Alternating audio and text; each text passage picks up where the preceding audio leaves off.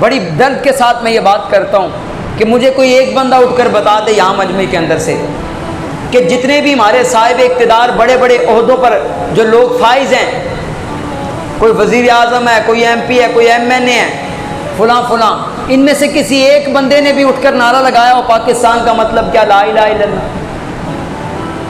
جس ملک کی بنیاد ہی کلمہ طیبہ تھی، آج آپ اس کی بنیاد کو بھول گئے۔ یہ نعرہ کسی نے لگایا تو کوئی مجھے بتائے اٹھ کر، اگر میں غلط بات کر رہا ہوں تو مجھے بتا سکتے ہیں، میری اصلاح کر سکتے ہیں، میں انسان ہوں، غلطی ہو سکتی ہے مجھ سے، لیکن مجھے بتائے کوئی، بڑی معذرت کے ساتھ، لیکن کسی صاحب اقتدار نے یہ نعرہ نہیں لگایا۔ اس کلمے کی بنیاد پر پاکستان ماضی وجود کے اندر آیا، اور آج اس کلمے کو ہی پسے پش ڈالا جا رہا ہے۔ بڑے بڑے ایم پی، بڑے بڑے ایم این اے، حالانکہ اس وقت قائد اعظم نے کہا تھا اور پیر جماعت علی شاہ صاحب نے وہاں پر اعلان کیا تھا، آپ نے فرمایا تھا جو ہم ملک پاکستان بنانے جا رہے ہیں نا، اس کے اندر ہم نے نظام ایسا بنانا ہے کہ اس ملک کا جو وزیر خزانہ ہوگا نا، وہ آ کر مسجد کے اندر اذان دیا کرے گا، اور جو اس ملک کا جو بڑے عہدے پر فائز ہوگا وہ وہاں پر آ کر اقامت کہے گا، اور جو اس ملک کا وزیر اعظم ہوگا وہ وہاں پر آ کر نماز پڑھائے گا، امامت کرے گا وہ۔ تو ان کا تو انداز یہ تھا، وہ تو یہ چاہتے تھے، لیکن آج بڑی معذرت کے ساتھ، پھر بڑی معذرت کے ساتھ، آپ کے جناب ادھر وفاقی وزیر کو پوچھا جاتا ہے کہ دعائے قنوت سنائیں، وہ کہتے ہیں دعائے قنوت ہوتی کیا ہے؟ اس سے پوچھا جاتا ہے درود پاک سناؤ، کہتا ہے مجھے نہیں آتا۔ وزیر اعظم کو حلف نامہ پڑھایا جاتا ہے تو اس سے خاتم النبیین لفظ پڑھنا نہیں آتا۔ چلو ایک دفعہ زبان پر اٹک گیا، مان لیتے ہیں، ابھی پچھلے دنوں پھر اس کو کہا جاتا ہے کہ خاتم النبیین لفظ پڑھو، وہ پڑھتا ہی نہیں ہے،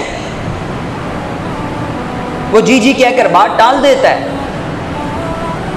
آج ڈاکو لٹیرے ہم پر مسلط ہو گئے۔ جن بزرگوں نے پاکستان بنایا تھا اور جن کا خون پاکستان کی رگوں میں موجود ہے، ان کا نام لینے والا کوئی باقی نہیں ہے۔ ہماری کتابوں سے ستم ظریفی دیکھیے تاریخ کی، ہماری کتابوں سے ہمارے بزرگوں کے نام نکال دیے گئے ہیں۔ میں نے مطالعہ کیا تاریخ پاکستان کا، جو پرانی کتاب ہے نا، پرانا ایڈیشن ہے، آپ وہ پڑھ کر دیکھیں اور جو نیا چھپا ہے وہ پڑھ کر دیکھیں، کتنا فرق ہو گیا ہے۔ ہمیں یہ باتیں ہمارے ذہنوں سے نکالی جا رہی ہیں۔ منزل انہیں ملی جو ہم سفر نہ تھے، حالات تو یہ بن گئے کہ ایک مولوی صاحب ہیں، نام میں ان کا نہیں لیتا، ہر حکومت کے وہ ساتھ ہوتے ہیں، اتنی بات سے آپ سمجھ جائیں گے وہ کون ہیں۔ ہر حکومت کے ساتھ چاپلوسیاں کرتے پھرتے ہیں، کبھی کسی کے ساتھ کبھی کسی کے ساتھ۔ اب ملک پاکستان میں بیٹھے نعرے لگاتے ہیں۔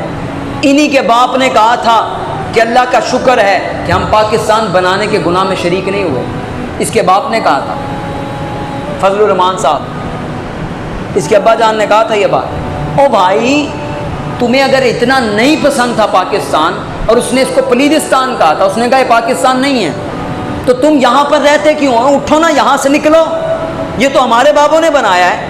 میں دکھا سکتا ہوں ہمارے علماء کے نام تحریک پاکستان کے اندر، 10,000 سے زائد علماء کے نام ہیں، کتاب کے اندر موجود ہیں۔ علامہ فضل خیر آبادی رحمۃ اللہ علیہ تحریک پاکستان کے اندر شامل تھے، مولانا سید کفایت علی کافی رحمۃ اللہ علیہ تحریک پاکستان میں شامل تھے، اعلیٰ حضرت امام احمد رضا خان فاضل بریلوی کے والد موجود تھے تحریک پاکستان کے۔ 1857 سے چلنے والی تحریک 1947 پر جا کر مکمل ہوتی ہے۔ ہزاروں علماء نے جانیں دی ہیں، 10 لاکھ شہیدوں کا خون ہے اس دھرتی کی رگوں کے اندر، اور صحیح تحقیق کے مطابق 20 لاکھ لوگوں نے جانیں دی ہیں، 2 کروڑ لوگوں نے ہجرت کی ہے۔ اس سے بڑی ہجرت کائنات کے اندر نہیں ہوئی، 2 کروڑ لوگ ہجرت کرتے ہیں، 90,000 خواتین کی عصمت دری کی جاتی ہے، 30,000 بچیوں کی عصمت دری کرنے کے بعد ان کے جسموں کے ٹکڑے کیے گئے ہیں۔ ایک شخص نے لکھا ہے جس نے تاریخ پاکستان کے اندر ایک بڑا اعلیٰ کردار ادا کیا ہے، وہ کہنے لگا کہ جس وقت میں گیا نا تو میں نے دیکھا کہ ہندو لونڈے جو تھے نا، وہ ایک ڈھیر لگا ہوا تھا، اس کے اوپر رقص کر رہے تھے، تو میں نے کہا جا کر دیکھوں تو صحیح۔ کہنے لگا جس وقت میں گیا تو میرا بدن کانپنے لگا، کہ مسلمان عورتوں کے جسم کے ٹکڑے وہاں پر پڑے تھے، اس کے اوپر وہ رقص کر رہے تھے۔ اس طرح بنا ہے پاکستان، خون کی ندی پر بہا ہے اس انداز سے، لیکن آج ہماری قوم کو پتہ ہی کوئی نہیں، ہماری قوم کو اس چیز کی خبر ہی کوئی نہیں۔ یہ جو سلنسر نکال کر پھرتے ہیں نا مال روڈ پر، ان کو کبھی بتاؤ کہ تمہاری تاریخ یہ ہے، ان کو بتایا جائے کہ لاکھوں خواتین کے جسموں کے ٹکڑے ہوئے، ہماری ماؤں بہنوں کے ساتھ کیا کچھ نہیں کیا گیا، پھر ملک پاکستان بنا تھا۔ ہمارے علماء کے ٹکڑے ہوئے، بڑے بڑے شیخ الحدیث لٹ گئے، بڑے بڑے غازیان اسلام کی گردنیں کٹی، ہمارے علماء کو توپوں کے منہ پر باندھ کر توپیں چلائی جاتی تھی۔ ان کو بتایا تو جائے نا، صرف یہی دکھایا جاتا ہے پریڈ ہو رہی ہے، جھنڈا لہرایا جا رہا ہے، اور بھائی کیوں لہرایا جا رہا ہے یہ بھی تو بتاؤ نا، قوم کو اس بات کا بھی تو پتہ ہونا، ان کو اس بات کی بھی خبر ہونا کہ یہ جھنڈا لہرانے کا مقصد کیا ہے، پریڈ کیوں ہو رہی ہے، ان کو بتاؤ نا محمد علی جناح نے 18 لاکھ لاشیں کیوں اٹھائی تھی، ان کو یہ بتایا تو جائے نا مولانا احمد اللہ احمد شارازی رحمۃ اللہ علیہ، ان کی گردن کاٹ کر چاندنی چوک کے اندر کیوں لٹکائی گئی تھی، ان کو یہ بتایا تو جائے نا مولانا فضل حق خیر آبادی رحمۃ اللہ علیہ، ان کو جو ہے وہ انگریز نے کالے پانی کی سزا کیوں سنائی تھی، ان کو اس بات کی خبر تو ہونا کہ مولانا سید کفایت علی کافی، ان کے نازک بدن کے اوپر استریاں کیوں چلائی گئیں، اور استری چلانے کے بعد جب بدن گل گیا اور جلنے لگا اس کے اوپر نمک اور مرچیں چھڑکی گئیں۔ یہ ہماری تاریخ ہے، میں آپ کو بتا رہا ہوں۔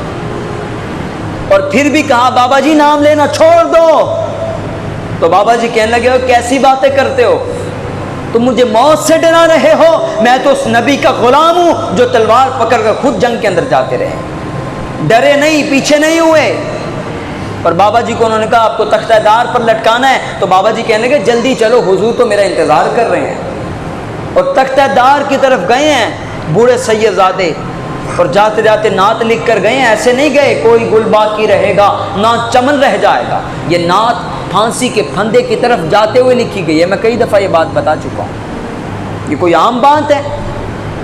تختہ دار کی طرف جاتے ہوئے بابا جی حضور کا کلام لکھ کر گئے، کوئی گل باقی رہے گا نہ چمن رہ جائے گا، بس رسول اللہ کا دین حسن رہ جائے گا، اطلس و کم خواب کے کوئی بستر پہ یوں نازا نہ ہو، اس تنے بے جان پر خاکی کفن رہ جائے گا، جو پڑے گا صاحب لولاک کے اوپر درود آگ سے محفوظ اس کا تن بدن رہ جائے گا، نام شاہان جہاں مٹ جائیں گے لیکن یہاں حشر تک نام و نشانے پنج تن رہ جائے گا، سب فنا ہو جائیں گے کافی ولیکن حشر تک نعت حضرت کا زبانوں پر سخن رہ جائے گا۔ یہ کلام آپ نے اس وقت لکھا تھا جب آپ پھانسی کے پھندے کی طرف جا رہے تھے، کہا تم ہمیں مٹا سکتے ہو، ہمارے بدن کے ٹکڑے کر سکتے ہو، لیکن میرے نبی کا نام نہیں مٹ سکتا، قیامت تک زبان پر حضور کے ترانے جاری رہنے ہیں۔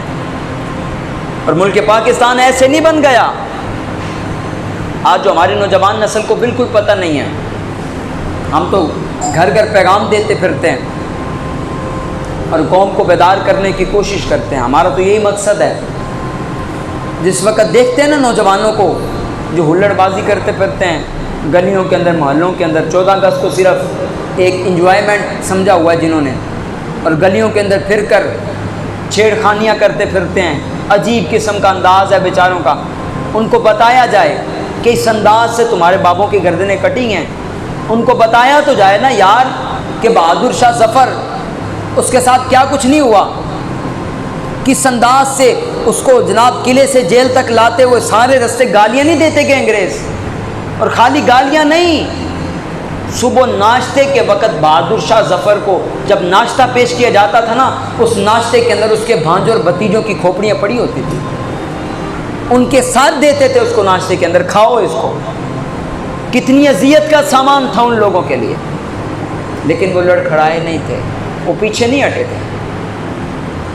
اور یہ ملک پاکستان شہیدوں کے خون رسنے کے بعد مارز وجود کے اندر آیا، اور سکھوں نے جو ظلم کیا ملک پاکستان پر، آپ سوچ سکتے ہیں، آج تو جناب ان کے لیے راہداریاں قائم کی جا رہی ہیں، آج تو کرتارپور بارڈر کھولے جا رہے ہیں، جی وہ بھی ہمارے بھائی ہیں.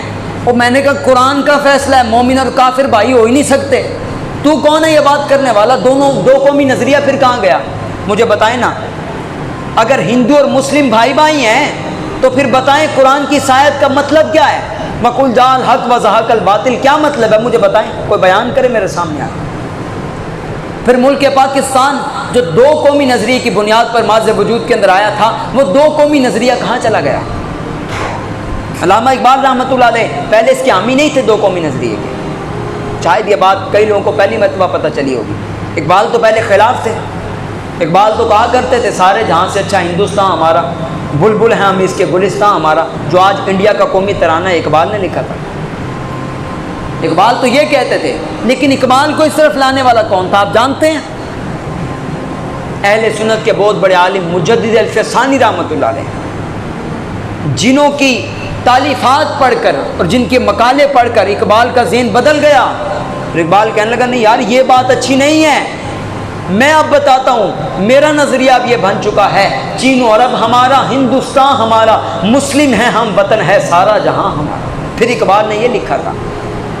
اقبال پہلے اس کے حامی نہیں تھے, لیکن بعد کے اندر پھر علماء نے مل کر جب ان لوگوں کا ذہن بدلا تو ان کو پتہ چل گیا کہ دو قومی نظریہ ہوتا کیا ہے. اور قائد اعظم رحمۃ اللہ علیہ ایک مقام پر بیان کر رہے تھے تو ایک شخص نے کھڑا ہو گیا, ہندو کھڑا ہو کر کہنے لگا حضرت آپ کو مسئلہ کیا ہے؟ ہم اچھے بھلے اکٹھے رہ رہے ہیں, مسلمان اور ہندو اطمینان کے ساتھ رہ رہے ہیں, کوئی مسئلہ نہیں ہے, آپ کو کیا پڑی ہوئی ہے؟ کیا آپ کہتے ہیں پاکستان ہم نے بنانا ہے, علیحدہ کرنا ہے مسلمانوں کو ہندوؤں سے, کیا ہو گیا آپ کو؟ تو قائد اعظم نے ایسی مثال دی کہ تاریخ کے اندر ایسی مثال نہیں دی کسی نے. قائد اعظم فرمانے کے اچھا یار ایک پانی کا گلاس منگواؤ. لوگوں نے سمجھا پیاس لگی ہوئی ہے. قائد اعظم نے پانی پیا اور پینے کے بعد نا وہ ہندو جو پاس کھڑا تھا اس کو کہنے لگے یہ پی لو. کہنے لگا میں تو مسلم کا جھوٹا نہیں پیوں گا, میں مسلم کا جھوٹا پیوں, ایسے کیسے ہو سکتا ہے؟ آپ نے فرمایا یہی دو قومی نظریہ ہے, تو میرا جھوٹا پانی نہیں پی سکتا تو مجھے کہتا ہے کہ میں تجھے اپنے ساتھ رکھوں, ایسا کیسے ہو سکتا ہے؟ تم کہتے ہو کہ ایک ہی جگہ پر رب کو بھی پکارا جائے اور رب کے شریک بتوں کو بھی پکارا جائے, ایسا تو نہیں ہو سکتا نا.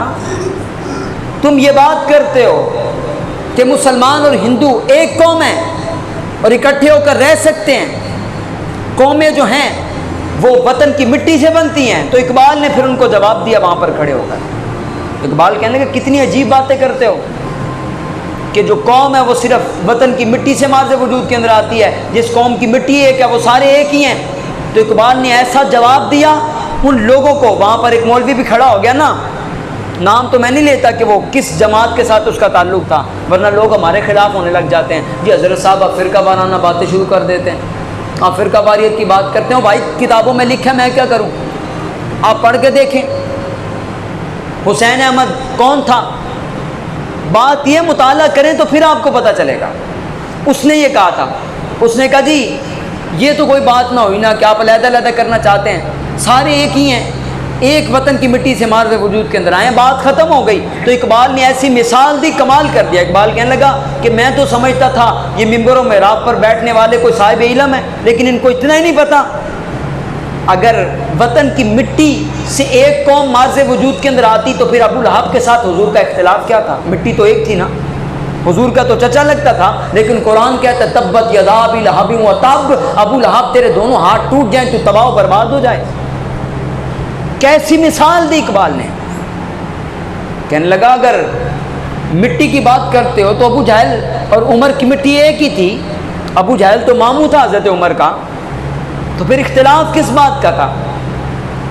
تو یہ دو قومی نظریہ تھا جس کی بنیاد پر ملک پاکستان مارز وجود کے اندر آیا اور لاکھوں لوگوں نے قربانیاں دی. بڑے بڑے شیوخ الحدیث, بڑے بڑے علماء کرام کی گردنیں کٹتی رہی. اور ہمارے علماء کو وہ کہا کرتے تھے, بتاؤ ہمارے علماء کے قدم جو ہیں باندھ کرنا ان کو تو سڑکوں پر گھسیٹا جاتا تھا اور کسی کے پاؤں کے ناخنوں کے اندر کیل ٹھوکے جاتے تھے اور ان کو کہا جاتا تھا تم کہتے ہو انگریز کے خلاف جہاد فرض ہے, وہ پھر بھی نعرہ لگا کر کہتے تھے ہاں انگریز کے خلاف جہاد فرض ہے. اس انداز سے انہوں نے قربانیاں دی اور پھر ملک پاکستان معرض وجود کے اندر آیا. لیکن آج یہ نام ہی کوئی نہیں لیتا. آج جس کی بنیاد پر ملک پاکستان معرض وجود کے اندر آیا تھا کہ پاکستان کا مطلب کیا، لا الہ الا اللہ، یہ نعرہ سب بھول چکے ہیں. کسی کو پتہ ہی نہیں ہے، کسی وزیر کو، کسی مشیر کو نہیں پتہ. کسی نے یہ نعرہ لگایا ہو تو مجھے آپ میری رہنمائی کر سکتے ہیں، بتائیں مجھے. اس کلمے کی بنیاد پر ملک پاکستان معرض وجود کے اندر آیا.